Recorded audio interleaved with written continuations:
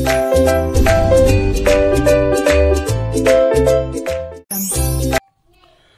hi dear student, myself Khan sir. Today we will try to solve this numerical which is based on solution and colligative property.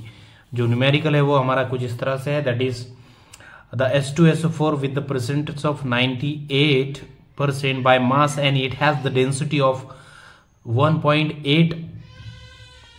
So volume of acid required to make the 1 liter of 0.1 molar solution.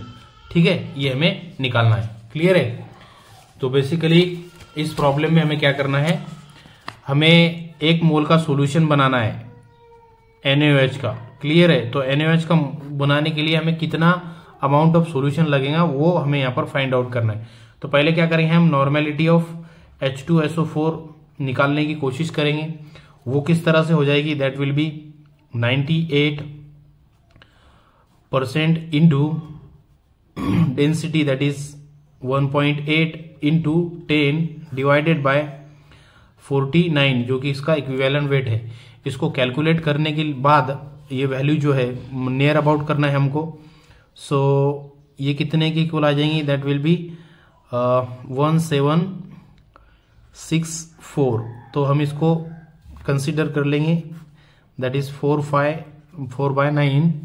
Clear है? तो हम इसको consider करेंगे, that is इसको 50 हम consider कर लेंगे और इसको 70 कंसीडर कर लेंगे. ठीक है? तो ये जो हो जाएगा ये कैंसिल हो जाएगा और फिर बाद में हमारी जो वैल्यू है कुछ अराउंड कितनी आएंगी, दैट इज 32 के इक्वल आ जाएंगे. ठीक है? बाद में ये हमारा मोलरिटी आ गई. फिर बाद में हमको क्या करना है, N1V1 इक्वल्स टू N2 के हेल्प से क्या करेंगे, हम हमारा जो वॉल्यूम ऑफ एसिड है वो निकालेंगे. ठीक है? तो हमारे पास अब V2 है. ठीक है? और 0.2 हमारा क्या है, नॉर्मेलिटी. क्लियर है? ये N1 है हमारी. तो दैट इज हमें निकालना है V2. ठीक है?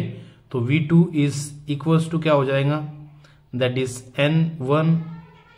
क्लियर है? N1 into N2 divided by हमारा जो है that is divided by N1 V1. Clear है?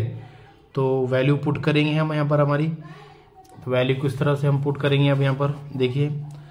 तो हमारे पास क्या दिया गया है, that is 0.2 into 1000 divided by V2 की वैल्यू हमारे पास है दैट इज 32. इसको कैलकुलेट अगर हम करेंगे तो ये वैल्यू मोस्टली किसके इक्वल आएंगी, नियर अबाउट ये आएंगे आपके 5.5 के इक्वल. तो ठीक है? तो हमारा जो ऑप्शन नंबर डी है वो हमारा करेक्ट आंसर है. ठीक है?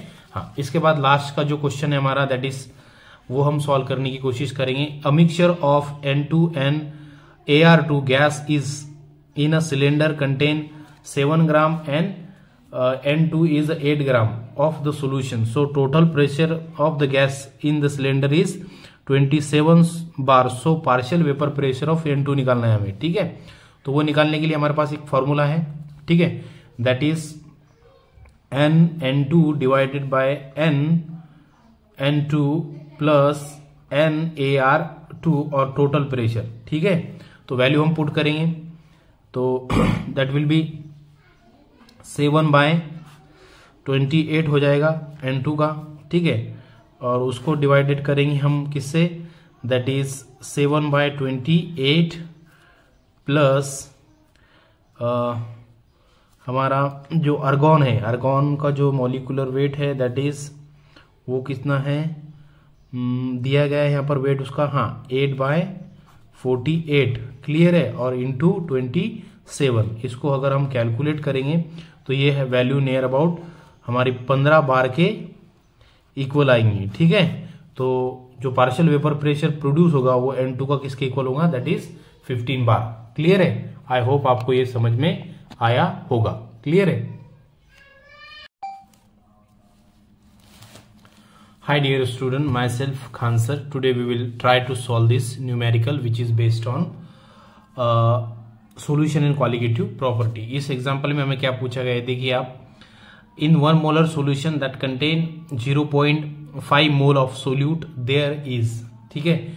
नीट 2022 में ये क्वेश्चन पूछा गया है.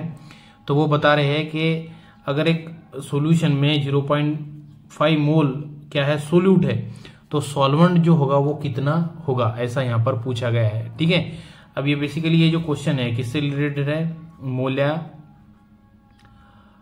हमारी जो मोलैलिटी है उससे ये क्वेश्चन रिलेटेड है। तो मोलैलिटी में आपको पता होगा सॉल्वेंट का जो वेट होता है वो किस में होता है, ग्राम में होता है। सो दैट्स व्हाई हमारा ऑप्शन नंबर ए जो है वो करेक्ट आंसर है। क्लियर है।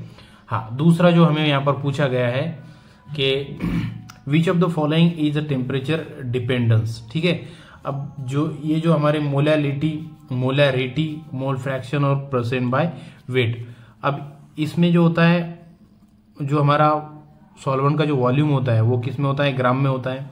इसमें भी किस में होता है, ग्राम में होता है। और मोलैरिटी में जैसे कि हमने ऊपर देखा अभी, ये भी किस में होता है, ग्राम में। जो हमारी मोलैरिटी जो है RITY, इसमें जो है वॉल्यूम होने की वजह से ये टेम्परेचर पे क्या करती है, डिपेंड होती है। क्लियर है। तो इस तरह से दो प्रॉब्लम को हमने सॉल्व करने की कोशिश की है। उसके बाद हमारा तीसरा प्रॉब्लम जो है वो कुछ इस तरह से है। यहां पर हमें उन्होंने क्या पूछा है, देखिए आप बेसिकली एग्जांपल में क्या पूछा है, देखिए 1 molar and 2.5 litre NaOH is mixed with other 0.5 3 liters of NaOH solution. So find out the resultant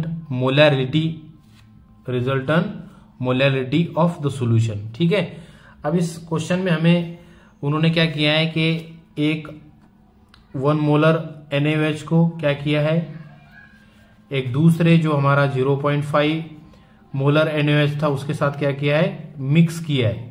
clear है, मिक्स किया है। और उनका जो अमाउंट था 2.5 लीटर था एक, और एक दूसरा जो था वो 3 लीटर था। क्लियर है। इस तरह से ये मिक्स करने के बाद जो मोलैलिटी प्रोड्यूस होगी वो हमें बताना है कितनी है। क्लियर है। तो उसको सॉल्व करने के लिए हम क्या करेंगे, पहले हम क्या करेंगे यहाँ पर, जैसे कि टोटल जो मोल है NaOH के वो हम कैलकुलेट करेंगे। तो टोटल वेट जो मोल होगे वो किस तरह से होगे, दैट इज 2.5 इंटू 1, ये कितना हो जाएगा, दैट इज 2.5 ओनली। क्लियर है। और एक दूसरा जो मोल है वो कितना है, दैट इज 0.5।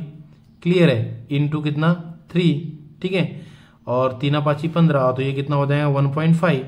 तो टोटल जो मोल है, मोल ऑफ NaOH जो है वो कितने हैं, दैट इज 4।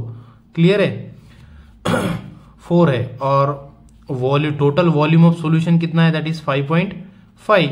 ठीक है, इसको अगर हम कैलकुलेट करेंगे तो ये वैल्यू नियर अबाउट किसके इक्वल आएंगी, दैट इज 0.72 के लिए इक्वल आएगी। ठीक है, तो यहाँ पर जो हमें ऑप्शन दिया गया है उसके नियरेस्ट ऑप्शन जो है हमारा, दैट इज 0.73 मोलर। ठीक है। सो इस तरह से इस प्रॉब्लम को हमने सॉल्व करने की कोशिश की। पहले क्या करना है, जस्ट हमें मोल ऑफ NaOH निकालना है। ठीक है, वो कैसे निकालेंगे हम, जो हमें मोल दिए है उसको जस्ट उस वैल्यू से क्या करना है, मल्टीप्लाई करना है, और बाद में हम हमारा मोल निकल जाएगा। ठीक है।